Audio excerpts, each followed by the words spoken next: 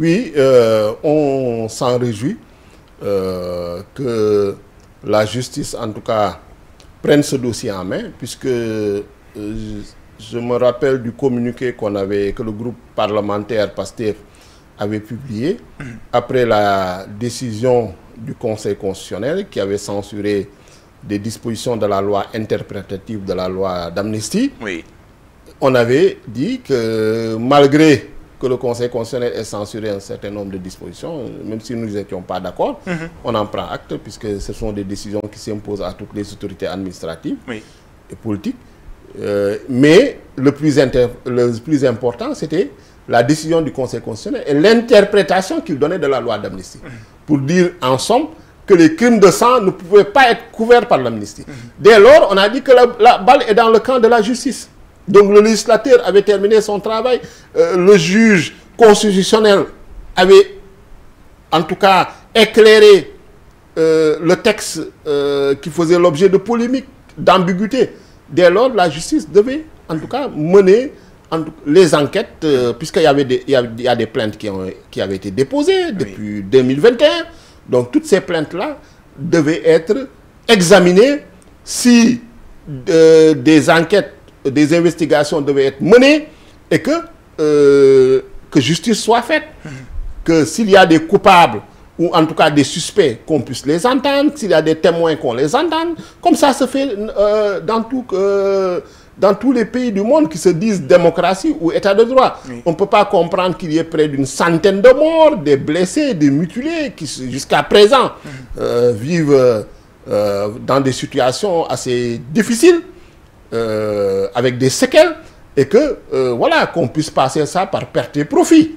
Ce serait très injuste. Ce serait quand même renier même notre humanisme africain, notre humanisme sénégalais. Et je pense que ce n'est pas simplement une demande des militants de Pastef, c'est une demande du peuple sénégalais. C'est une demande de la société civile également. Il y a beaucoup d'organisations, notamment on peut signer Amnesty International qui joue un rôle important dans ce domaine. Donc c'est une demande d'humanité.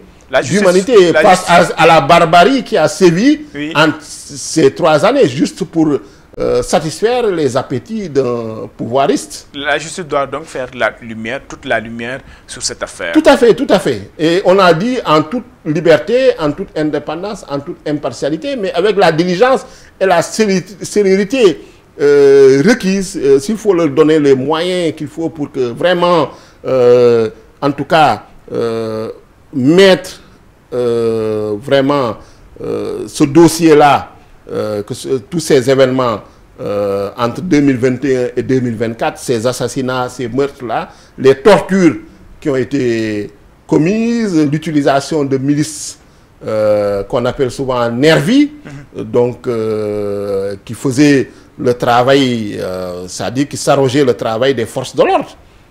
Donc ce qui n'est pas normal dans un État organisé comme le Sénégal.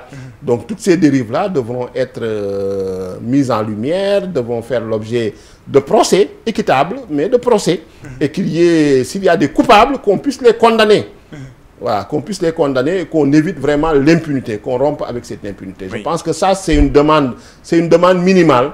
Et nous souscrivons vraiment avec tout le peuple sénégalais à ce que justice soit faite. Donc sans esprit de vengeance, mais il faut que justice soit faite. Et c'est avec la justice qu'on pourra avoir le pardon, qu'on pourra avoir en tout cas la concorde et la cohésion. Mais sans justice, il ne peut pas y avoir cette cohésion, cette concorde qu'on attend du peuple sénégalais.